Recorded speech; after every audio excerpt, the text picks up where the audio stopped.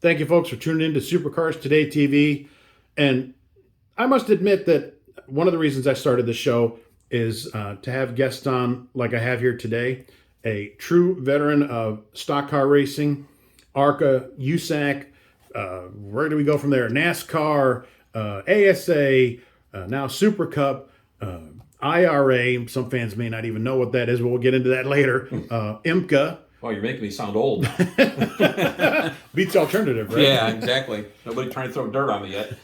Ladies and gentlemen, Bob Schacht. Thank you for being on the show, Bob. I'm glad to be here. You and I have known each other 30 years, but no offense, but you're not running speedways anymore. You do a lot of crew chiefing for drivers, and every now and then you do car owner things. Some new fans might not know who you are, but you've been running ARCA since the early 70s. So you come out of Chicago. Let's start at the beginning. Where did you get interested in racing? Family? You went to your first race? What happened? Well, my dad originally raced at Santa Fe Speedway, the dirt track there in outside of Chicago there. So him and my uncle raced there for a couple of years, and I probably was 10, 11 years old, and that's where I really got into stock car racing. Well, then when I was 14, then I started drag racing at Owasso Speedway myself. My dad would drag the car up there for me and stuff like that. Well, you're talking mid-Michigan Owasso Speedway. No, I'm sorry. It's Oswego. We're jumping forward to your family's track. Yeah. Oswego, got it. Yeah. And anyways, in New York. No, Oswego was outside of Chicago. It was a drag strip. Thank you. Out there. And so like 13, 14 years old, I started doing that. And did that for a couple of years. And then I really got into stock car racing at O'Hare Stadium because I wasn't old enough to be in the pits then, but I would sneak in there and stuff like that. So that was actually the first race I ran was like in 1968, I believe it was, at O'Hara. And I ran a couple of races there and wandered off to Soldiers Field and ran some races there. So, and then Soldiers Field closed, then O'Hara closed. Well, then I started going up to Waukegan Speedway because they had made that asphalt from dirt. So I raced at Waukegan a couple of times, and then I went out to Illiana, and I just fell in love with Illiana because how big it was and stuff like that. So that's where I really, I guess, could say that I really started racing hard, or is week in and week out would be like around 1970 and 71 in at Illiana. Talk about how it would be to run at Soldier Field. I've seen so many pictures and so many stories, and Andy Granatelli's guy falling out of the ambulance week after week, race after race, or whatever. But the thought, or like a Bowman and Gray or whatever, just the thought of running in a stadium. Around the football field. Around the football field. I can't imagine. So, I mean, the guardrails, so it was kind of like racing in a tunnel, if you will, because you had guardrails on both sides of you all the way, and it was narrow. I mean, it was hard to pass, and I was a kid. So, I mean, you had, Tom Stone was there, and Gene Marmer and Lorenzen and all them guys, So I was a kid, and I really didn't know much about, them guys. They were the stars then, But, and I think I only raced there twice, and then, towards the end of the year there, and then they closed it down, and they didn't go back there again. Was that for Andy's series, or was it another series? Yeah, that was Andy Granatelli's deal. What do you call it, Hurricanes or something like? What do they call it? I forget what they called the series.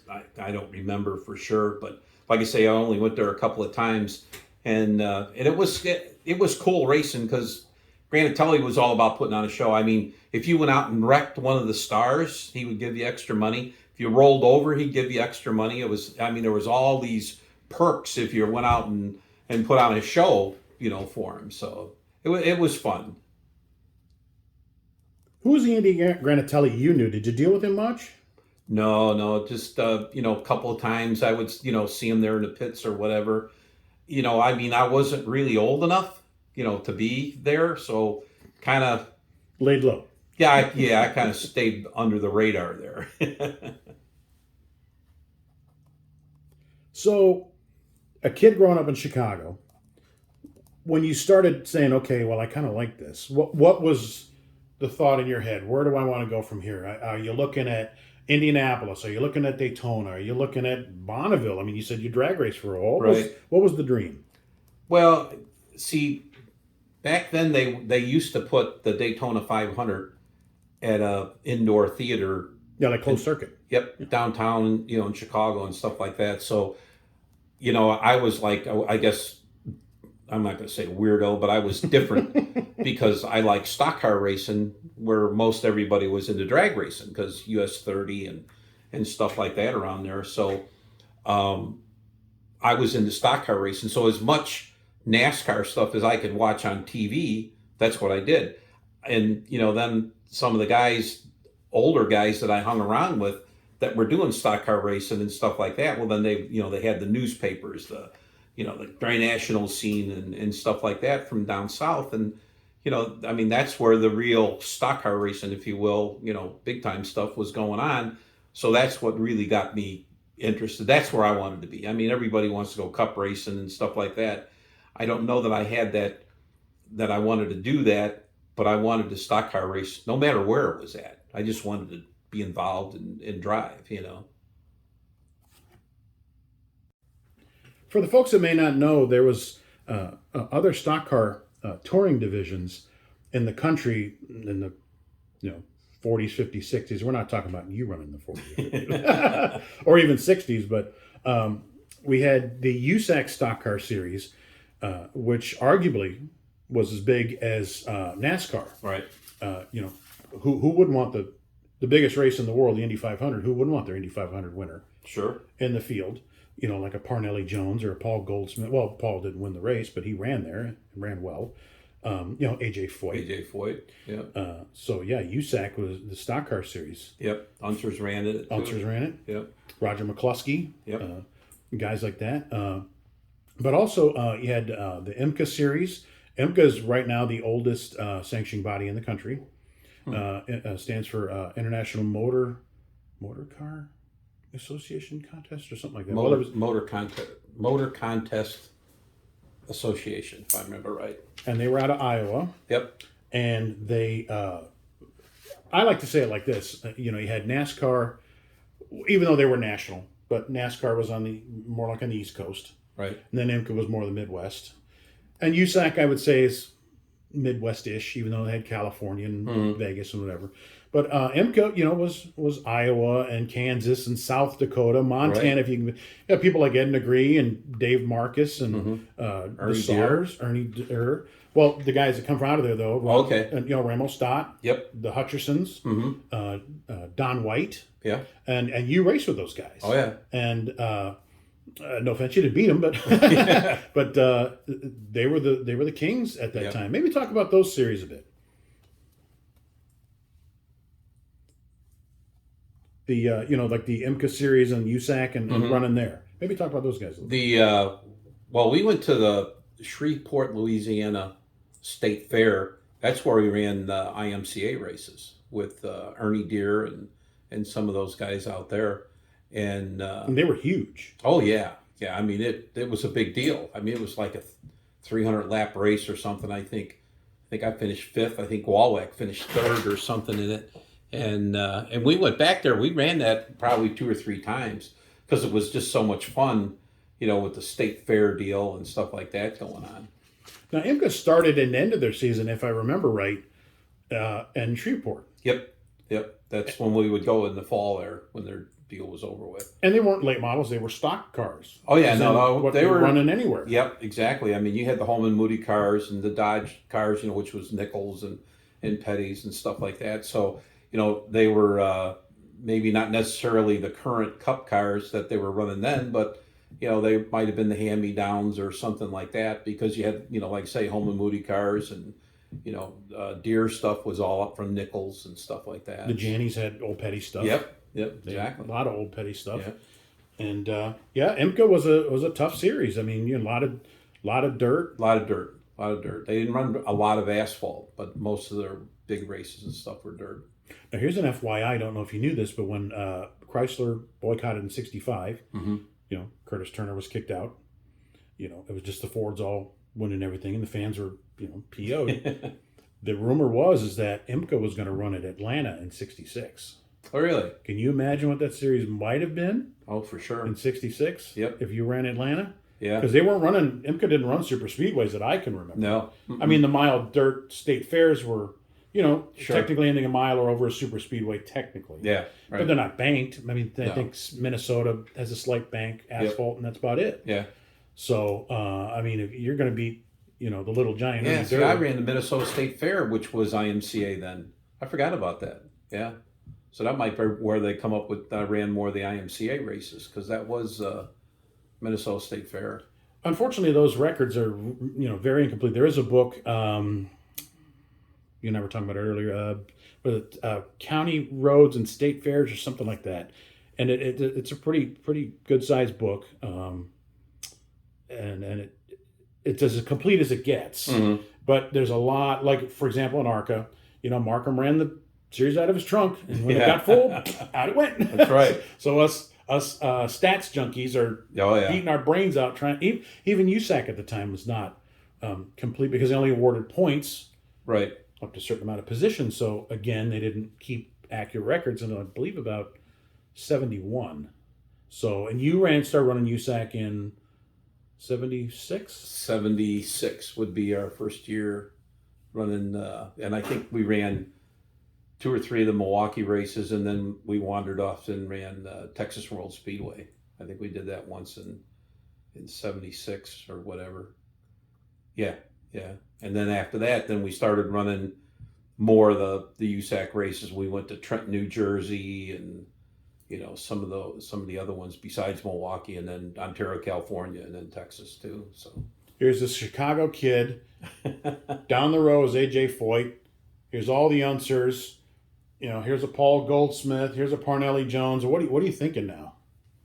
Well, I mean, the first thing I think about is, them guys were stars, and I looked up to them guys, kind of like a fan in a way. I mean, here I am actually getting to compete with them, and then as time went on, I get to know AJ and Bobby Allison and Richard Childress and guys like that. And I'd start picking their brain. I was, this young kid hanging out with them guys, trying to race with them and stuff. And I learned a lot just by, listening to them. Maybe that's why they, kind of took me under their wing. I wouldn't ask a lot of questions, but I sure did listen a lot. Your first stock car championship was in what was called the International Racing Association. Mm-hmm. And again, like we talked about earlier, the records aren't really complete with them as far as, like, I believe Stan, how do you say his name? Kolwasinski? Yeah, Kolowinski. He's got a website. I believe it's Chicagoland site. He talks about all of that Whitey Gherkin Chicago guys like Chips that. or something. Something like that. Yeah. And he has a list of all the winners, and nothing against Stan. Thank you, Stan, for putting them up. But he doesn't. There's no complete list. I know you and I have talked about digging them out. Glad I got to give you a ride home tonight because I'm going to go through your attic. But anyway. Maybe talk about that series a little bit. Who started it and what happened in your championship years and your wins? The USAC Stock Car Series kind of was going away. They were concentrating more on their IndyCar and sprint car stuff, midgets and that. So Sal Tavella, actually, him and Fred Moscow wanted to start a stock car series. And they, kind of wanted to copy the USAC stock cars a little bit. So they started the International Racing Association. So a lot of us that ran USAC and stuff, especially from, Chicago area and stuff like that, we were all for it because, we ran Milwaukee and Illiana and IRP and Kakana, so it was like that Midwest deal there. And he paid decent money and, the rules were good. Basically followed the USAC stock car rules and stuff like that. And if I remember right, when I raced, whenever, I didn't really race for points. It was more about racing to win and have fun and stuff. So, when the IRA thing started, we just, it was a series that, we had a sponsor with, Seg Kotowitz and Test Tube and stuff like that, which I ran NASCAR races with him too. And so that was kind of a big deal, for us to run the local stuff there, for fans and stuff like that. So I think if I remember right, they had like 27 races over 4 or 5 years. I think I won 22 of them or something. I mean, it got to be, some people didn't want to race because it was like the Bob Schacht show. But I mean, it was fun racing, and, it didn't cost us a lot to do it because they were 1-day shows, and not a lot of motel bills and traveling and stuff like that. So it was a pretty good deal.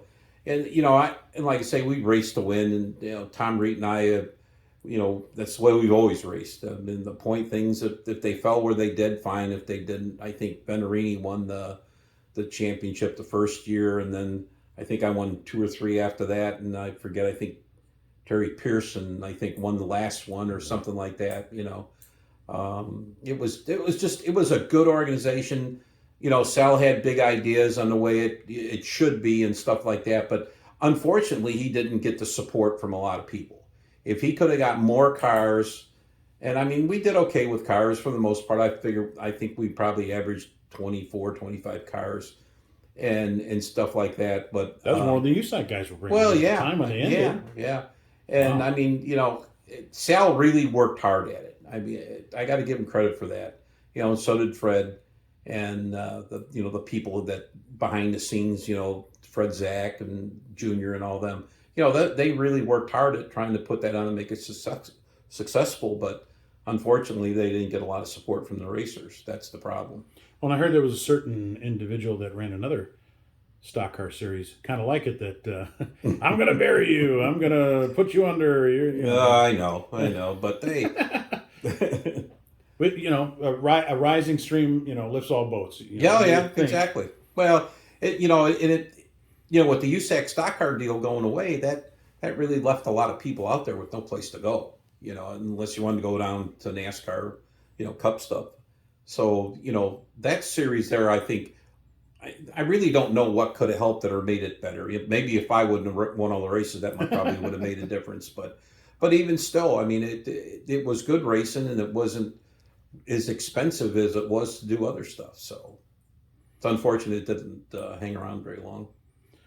Now, I see here you also ran some ASA races. I don't know how complete that is. It says one. Yeah. But that can't be right. You ran more than one race. Well, I might have run a couple more after that. But the biggest one that I ran, or the one that, sticks in my mind, was we started 50-some cars at Milwaukee one year.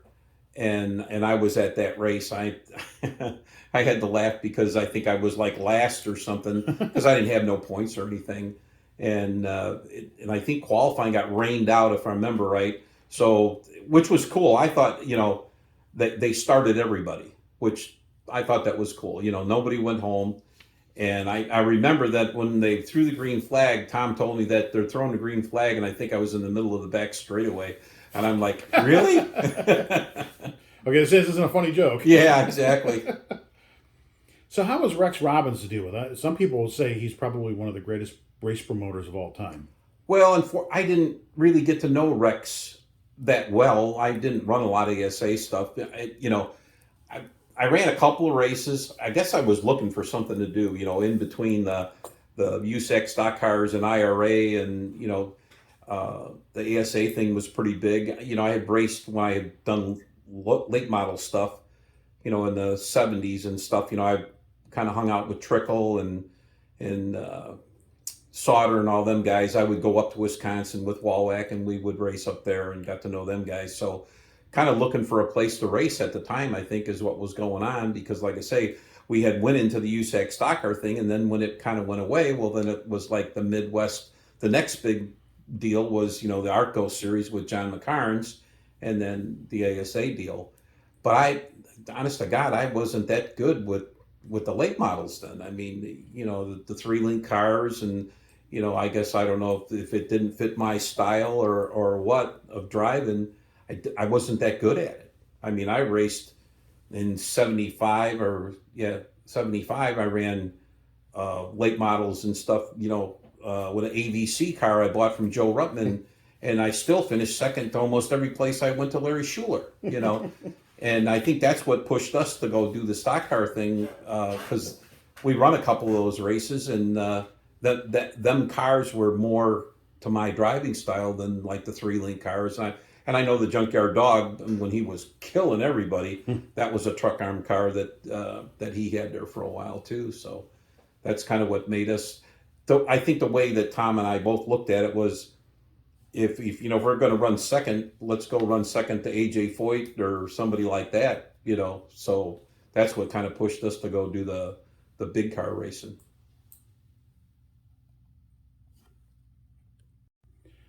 So you and I have known each other about 30 years, and we really don't pull punches with each other. That's one of the things I appreciate about you. But I'm going to say this as nice as possible. But some people think you're a dick. I am. Well, and I say that to say this.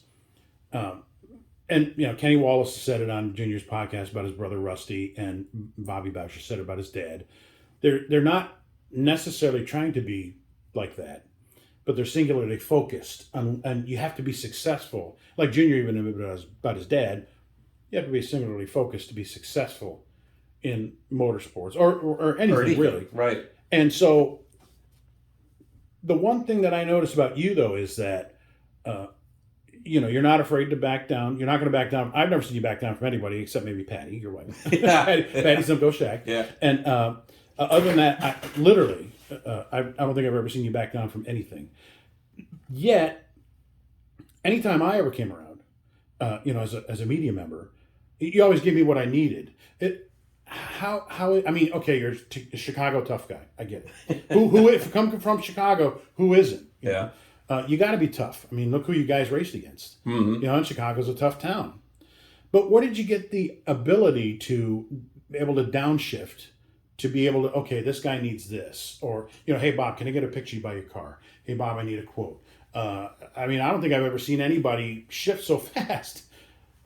Well, first off, you got to appreciate you guys. I mean, if it wasn't for you guys, I don't think anybody would really know who we were or what it's all about, And why we're here today. Why exactly. And the other part of it is, the passion that I've got for racing is, when I'm at a racetrack, I'm there to race. A lot of people, it's picnic and it's this and that. I'm sorry. I'm there to race. I'm not there to have a picnic. If I want to have a picnic, I'll be sitting at the lake or something like that. But when I'm there to race, this is the way I've always looked at it. And I'm sure there's a lot of other race car drivers out there that'll agree with me, whether they want to admit it or not. But there's a lot of guys out there that have natural talent. They can get in I remember a guy, Whitey Gherkin, he could get in anything. And he would take a car that could run dead last with somebody else in it, and he would get in that car at Illiana and he could win, And there's a lot of people, Dick Trickle, guys like that, natural talent. I don't have that natural talent. I had to work at it. And then, in order to make it, you have to be focused more than the next guy or whatever. And so when I'm at the racetrack, I'm focused on one thing, and that's racing and making my car the best I can, making myself the best I can. And I'm sure that a lot of people would take that as being arrogant or doesn't have time for me, or like you said, being a dick, And if that's what I probably, here, years and years later, probably look back, and I guess I would have to agree with them. But then they don't know what it was all about for me financially to get there, the family that I pushed on the side to be, I guess if you want to call it successful or whatever, but there's a lot that goes into it. There's a lot of sacrifices that I make, family makes, for us to do what we do, and it's fun. Whether you can believe it or not, it is fun for me to do that and be like that. But it's just being the passion and the focus you got to be to do it. If you just kind of giggle and laugh and carry on, well, then nobody's going to take you serious. And I'm serious about what I do, and I always have been.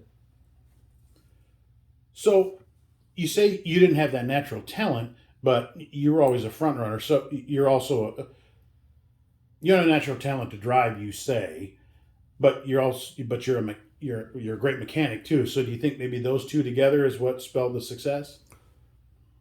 Well, sure. I even today, I still build my own cars. I still work on my own cars. I know every nut and bolt, everything about it, what it is, what it does. It's no different than being I don't know what to say, but it's, the passion for it that I study it. When I watch a race on TV, I'll watch the Daytona 500 by myself. I'll watch Indianapolis on TV by myself. Around you nuts. I want nobody around talking to me because I'm going to school. I'm watching what's going on. I'm listening to what the guys are saying. And to me, I'm going to school. And if I could learn one thing from them guys that'll work for what I'm doing, it just makes me better. And that, I have to work at it. It's not really a job or anything like that, but just the time you have to put into it and the passion for it. I have the passion for it probably more than a lot of people have, but it's, it ain't no different than stick and ball guys.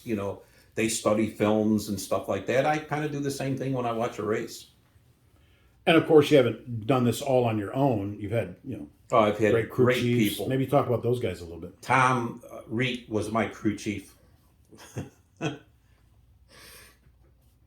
we unfortunately lost him recently. And you had Mike Mack. Mike Mack. Guys like that. Sorry. No, I totally understand. And I guess the reason I asked you is like a small tribute to Tom and to you to get emotional is a compliment to him, because a guy that's missed like that would get you emotional. And you and Tom had a lot of success. We always said that two brains were better than one.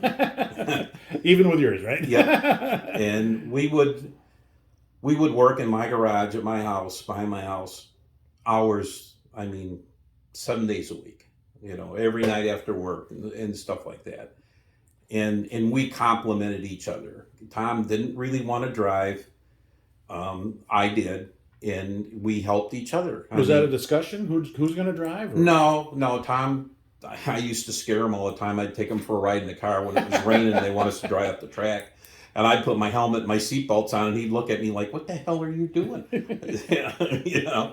And it just we were fast together. You can see that with coaches and quarterbacks and other drivers. You get a driver that's trusts that crew chief, and they'll do anything.